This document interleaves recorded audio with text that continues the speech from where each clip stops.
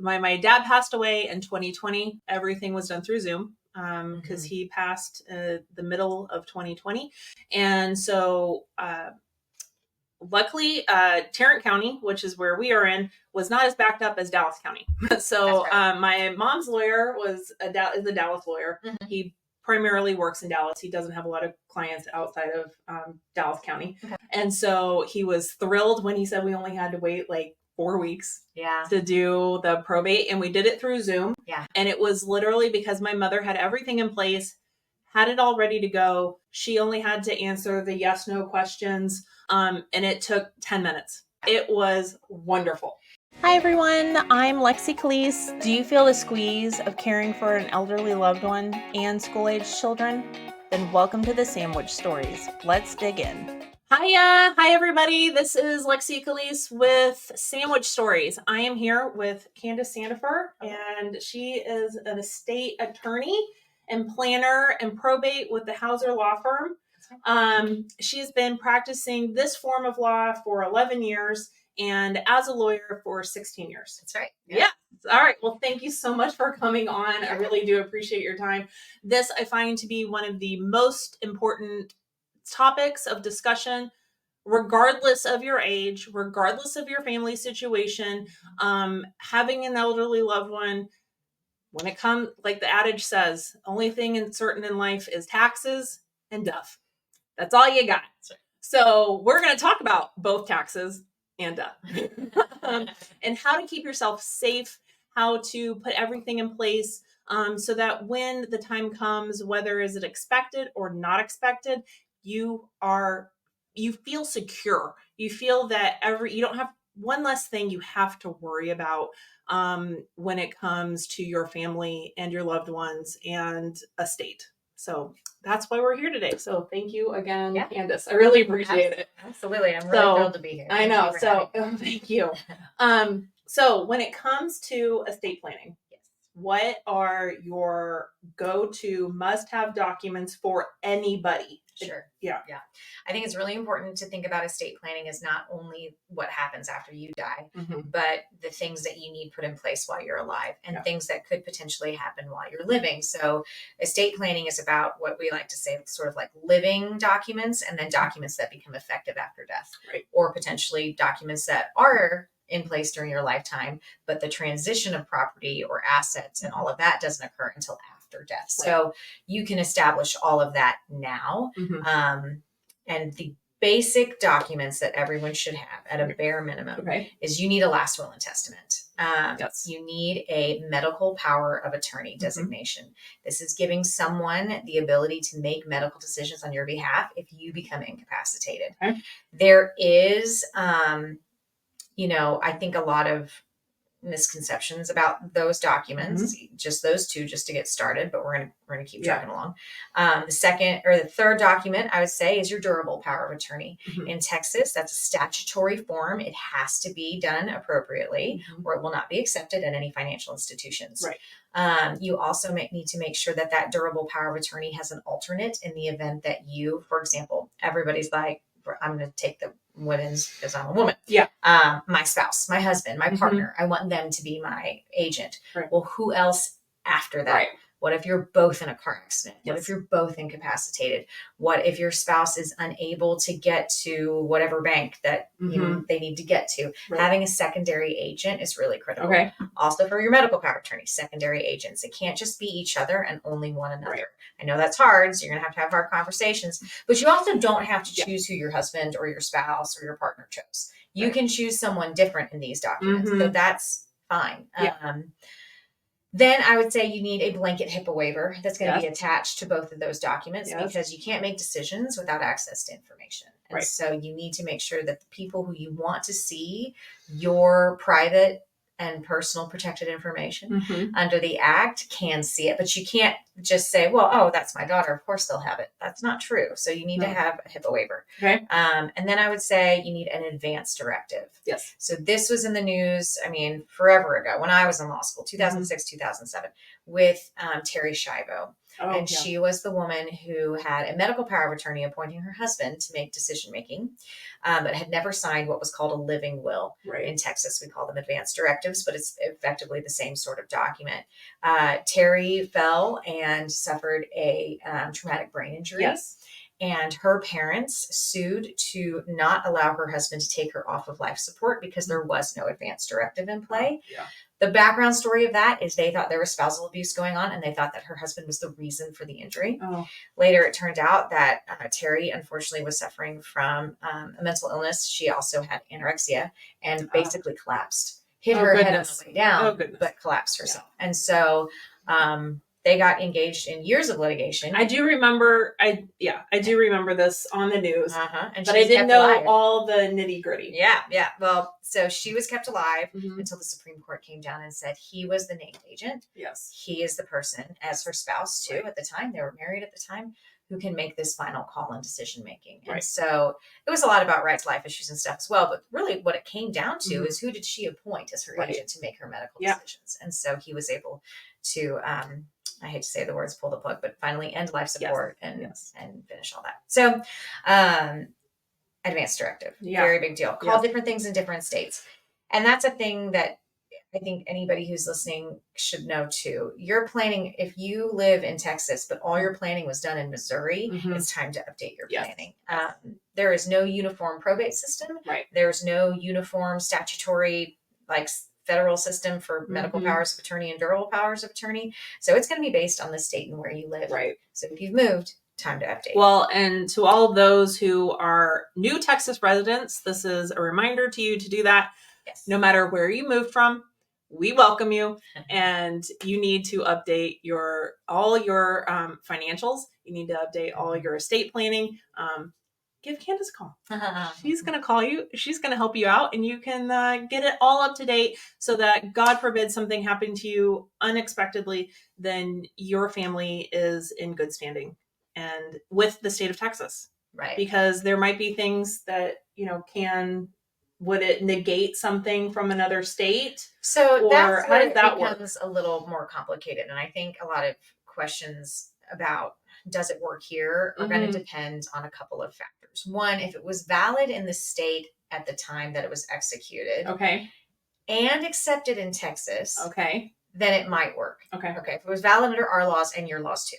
If it was valid under your laws, but not necessarily our laws. So we have something in our wills called a self-proving affidavit, which means that your witnesses and your notary public and you sign this affidavit at the end of your will that says, oh, we witnessed it according to the testamentary formalities. My witnesses were over the age of 14. I'm over the age of 18. I'm of sound mind. There's very specific requirements in that language. Not all states have the same requirements. So what does that mean? It means if you're trying to bring up that will. So for instance, last summer I was proving up a Tennessee will.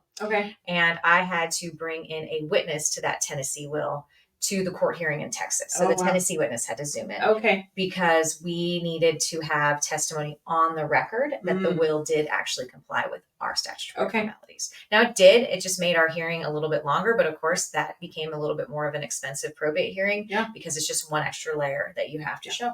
Of course. All of that could have been done and fixed if she had just executed a Texas will. She was living in Texas at the time. It was a strange thing. Living in Texas at the time, she could have had the two witnesses, and then it would have been a 15. It would have been done. 15 minute. We like the 15-minute hearings. No, my mother, my dad passed away in 2020. Everything was done through Zoom because he passed the middle of 2020, and so. Luckily, Tarrant County, which is where we are in, was not as backed up as Dallas County. So my mom's lawyer is a Dallas lawyer. He primarily works in Dallas. He doesn't have a lot of clients outside of Dallas County. And so he was thrilled when he said we only had to wait like 4 weeks to do the probate. And we did it through Zoom. And it was literally because my mother had everything in place, had it all ready to go. She only had to answer the yes, no questions. And it took 10 minutes. It was wonderful.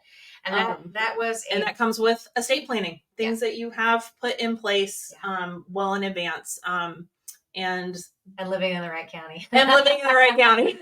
Sorry, Dallas County. We love y'all too, but, it was really backed up back then. And it still is I think people are still trying to, they're still waiting. They're still trying to get things taken care of. There's administrations we still have open. Yeah. Yeah. I mean, my dad, I can't imagine not having my father's estate settled, over a year after his passing. Like I said, I can't imagine having to deal with that. So, God bless those people that had their things in order, but still haven't been able to settle. Yeah. Because of backup.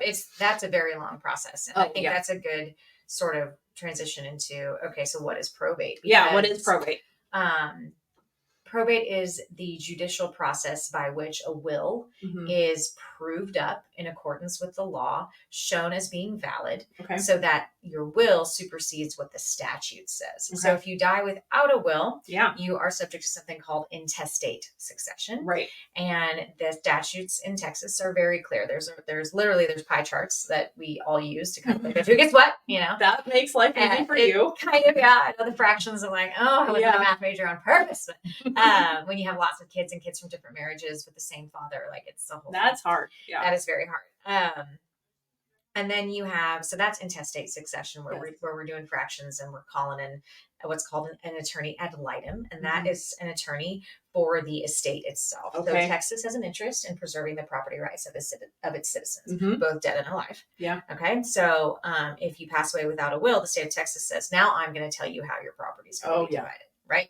If you pass away with a will, you have to prove up to the court that the will was appropriately done. Right. Not only was it signed not under duress, or that you had the capacity to sign it, that you understood what you were doing when you did it, but that the witnesses actually saw you sign it when you said you did. Yes. And then you have a notary public as part of that as well, who has taken an oath to ensure that everybody who's signing and saying what they're doing did what they said. Yes, kind of exactly. Yeah. So that's the first part. So you'll hear me refer to the prove up hearing, and that is what we're doing. We're proving up a will. Okay. There's a whole statutory process of probate. There's a notice to creditors that's put out. The will is filed and becomes a public document. Yes. You can look up any will. Yes. Once it's been filed with the courthouse, and those are online now. You can also look up who's been appointed executor. Okay. That will be public knowledge. Now, there are certain filings that you can put in place to keep certain things out. Right. However, anybody with a Google degree, which is almost everybody in America these days, can typically find out if a person who died owned a home. Yes. And so some people, and we'll talk about probate avoidance later, but who don't want to go through this entire process, it's because they have a bad taste in their mouth. I know this happened with your mom. It's happened with my mom too. My dad died in 2022, and they had a lot of planning, and this was common at the time, their home had not been moved into their trust. Yes. So my mom kept getting phone calls about it. Oh gosh, it's the worst. And it's because they can go on, they can see when the will was filed, they can see that, she is the executrix, and that we want you to move, and then it's just the never ending phone calls, the scam emails, the scam letters, all of that's a nightmare. So, you file the will. You get your hearing, and in Tarrant County, 4 to 6 weeks. I mean, we're very super efficient. Quick. Yeah, efficient. Right now it's efficient and it's pretty quick. Yeah. And if you have everything put in order, not 10 minutes. Yeah, 10, 15 minutes max. And the fact that I could do it from my mother could do it from her living room back in 2020. Yeah, not because anymore. It's through Zoom. Back then it was through Zoom. Yeah. Okay, great. But now I think you'd have to. They're hauling everybody back in the courthouse. Yeah. Unless you have a really significant reason. I mean, I do have elderly clients who are effectively. They can be executor, but they're effectively homebound because of physical therapy appointments or illness or whatever. Right. If you reach out to the court coordinator, they'll help you out. But they're not unreasonable. No, they're not.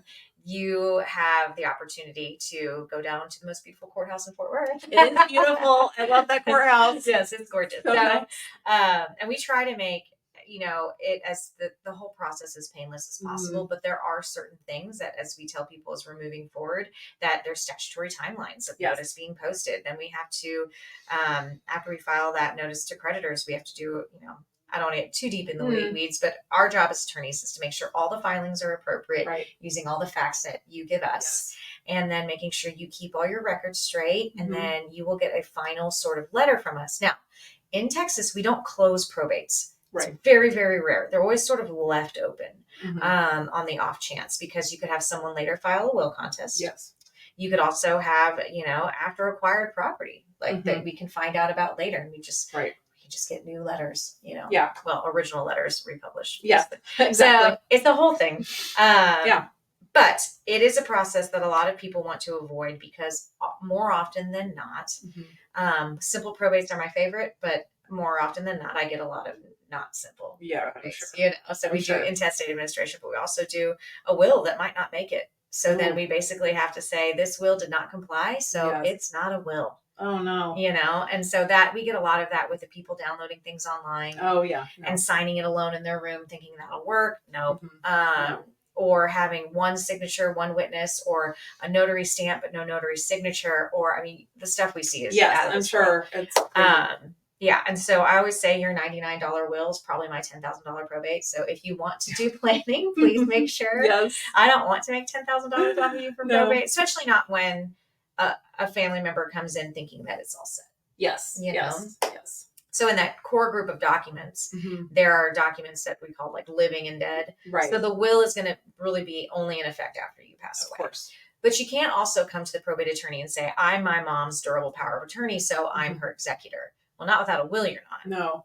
So a durable power of attorney is a document that we say dies when the person does. It's not relevant anymore. Right. It's only for times of incapacity. Yes. In the cases that it's springing, or same with medical power of attorney. That gives you nothing. It's not evidence to show that you're the best person to serve. Right. There's a lot of myths out there. I do an entire presentation often to Rotaries and Chambers of Commerce and all the myths of probate in Texas, and that's a big one. Yeah. So my mother has, I have both. I have medical power of attorney. I'm an only child, so I have a medical power of attorney. I have, I'm going to get it wrong. The other durable power of attorney. Sorry. So I have both. I have had to use the durable power of attorney, moving an account from one institution to another institution, because. And they're doing their job. Is it annoying? Yes. But the financial institution felt that she could not answer her questions well enough that day. She was not having a great day. Yeah. So I got the fraud guy on the phone. He got called in and he said, you need to send this information in. Okay. And I have it and I'm able to do it. Yeah. And it's ready to go. Had I not had it, it would sit in that account frozen until she died. Yep. And there's nothing I would be able to do about it or to change it or to do anything or to roll it over. And she would then have to pay taxes or do whatever she had to do with that account. Right. And so I'm able to do that. And I send a certified letter and here's the information that they need and want. And it's super easy. But these are the things that you have to have. Right. Because you're dealing in these sort of relationships with what we like to call fiduciary relationships, right? So the bank is a fiduciary to your mom too, and needs to ensure that they're doing everything they can to protect her assets that are in their care. Effectively, if you think about it. Most people, I get frustrated with banks all the time too. Yes. But they do. I think I am most, encouraged by the increase of fraud protections put in place, especially because we've got such an aging population that is so prone to scamming. Yes. And that's not just aging, because I got scammed out of $500 because I thought I was putting a down payment on a golf cart, and I'm a dummy. I mean, I was on Facebook and I really thought this was my friend, and they had completely taken over her thing. Oh no. And she was messaging me, and I should have called her. Yes. I didn't, because I was running between practices saying, okay, I'll pay you now, blah, blah, blah. Thanks so much for the golf cart. No, doing mom things.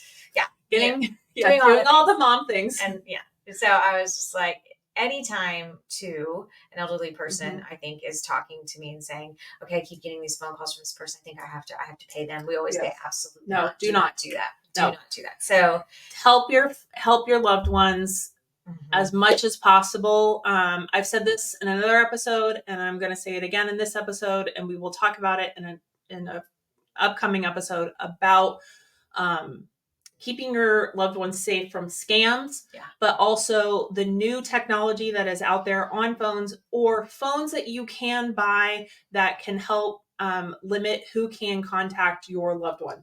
Yes. I changed my mom's phone for this reason specifically. Yeah. So I can actually set her phone to only accept calls from people I say she can receive phone calls from. See, that's amazing. And so it's important. It's super important. We do it for our kids I do it for my son. He has a watch. It only works with the people that I say he can talk to. And those are the only people he can call or call him. And it even pings me when someone calls him. So I know who it is. But if we're going to do it for our kids, why would you not do it for your loved one, your elderly loved one who is not as tech savvy, who is not always mentally capable of making these choices that when they used to, you might say in your mind, you might say, my mom is this person. She would never get taken advantage of or scammed or anything like that. She's so smart. She's well, you might be thinking of your mom in the way she was 10 years ago. Right. Not in the capacity she is in that moment when the phone call comes. Right. So with the really scams. Important. Yeah. So I think I do agree. Is it obnoxious that I had to do this with the financial institution? Yes. But it kept her safe. I know what they're doing. You're making sure that someone is not trying to scam her out of thousands and thousands of dollars. And there's some that could make or break a person. You don't know. I mean, there's crazy statistics about the billions of dollars. I can't transactions. I can't imagine. And you know, it's all over. So those documents that you can put in place now, while you know everyone has capacity and feels okay. And then too, if there's ever a situation where your parents or grandparents or whatever older individual that you may be working with or taking care of or be in a relationship with, they may come to you and say, oh, the doctor says I have, Parkinson's. Yes. Now it's time to plan. Like no more skirting around the bush. Anything where we've got a potentially declining mental capacity in the next even 2 to 3 years. Yes. Because my story is that my father-in-law was diagnosed with ALS initially March of 2020, received no access to care or the ALS clinic until September of 2020, at which point it was 17 months from his diagnosis till his date of death. If we had delayed his planning at all for any reason, it would have been a will that was from 1989, I think, 90. Yeah. So we were able to do it. And it's an uncomfortable conversation. It's a devastating diagnosis. Yes. It is not fun. No. In no way, shape, or form. No. And the last thing you sort of want to think about is your planning, but it has to be top of mind. Yeah. I think we all have to get over the fear of death. Like I said before, we have to talk about it. Yeah. It's going to happen, whether you're planning for it or you're not. Like if you know that an illness is coming and, you can plan for things ahead of time. Yeah. Or God forbid you're in a car accident, but it's a possibility and you have to talk about it. And the more you talk about it, the less stigmatized it becomes and the more comfortable people are with it. And they're able to talk about it and to say, and to accept it and to say, this is not personal. Right. This is sometimes it's not personal. It's business, right? It's getting things in place because it's business. When it comes down to it, a state, whether you have $1,000 or you have $1 million, it's still business. Someone somewhere is going to get the money, and who's it going to be, and how are they going to get it? And this is a business decision in a lot of ways. There are sometimes emotional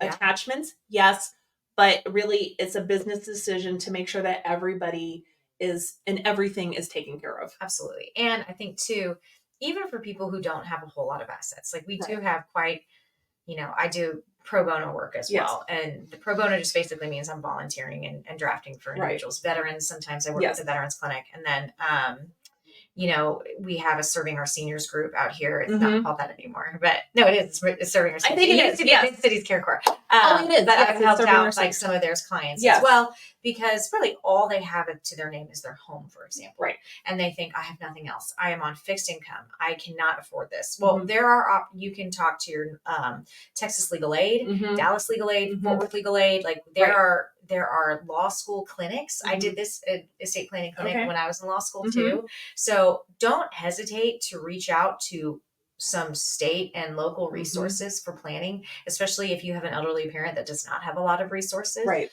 If they're living in an assisted living apartment, for example, and they don't own a home and all they have are their bank accounts, it's as simple as making sure those beneficiary designations are correct. Right. Because those trump anything a will would say anyways. Yes. So, because that is with the institution. So just that's part of planning. So much of planning can be done, one, outside of a lawyer. Yes. It can, but if you have anything in your name, like literally anything, your car, real estate, that junker, car, whatever it is, talk to an attorney about how to plan for it, because what you put up front, and good lawyers are all over, bad lawyers are too, but most good attorneys that are versed in estate planning and do probate and understand the process, right, are going to point you on the right path. Like, a friend called me not this afternoon, it was actually yesterday afternoon over the weekend. His brother passed away very suddenly, very sad, but a very small estate. He had an apartment lease. What were they already potentially fighting over? His car. Yes. Do I have to go probate over a car? No. If there's no other administration pending, there is a Texas affidavit of heirship for a motor vehicle. Oh, yeah. That is on the DMV website. Yeah. So I said, do not call, do not know. Just go online. Yep. And then he had a question like, his ex-wife says that the car is hers. So I was like, if they're not married, and it's in his sole name. No, it's not. So, all that good stuff. Right. And just making sure, I think we talked about this previously too.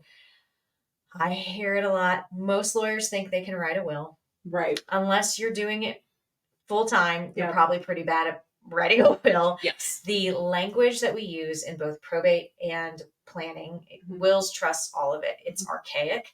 It's confusing, but it has real meaning and real liability, I guess I could say, attached to it.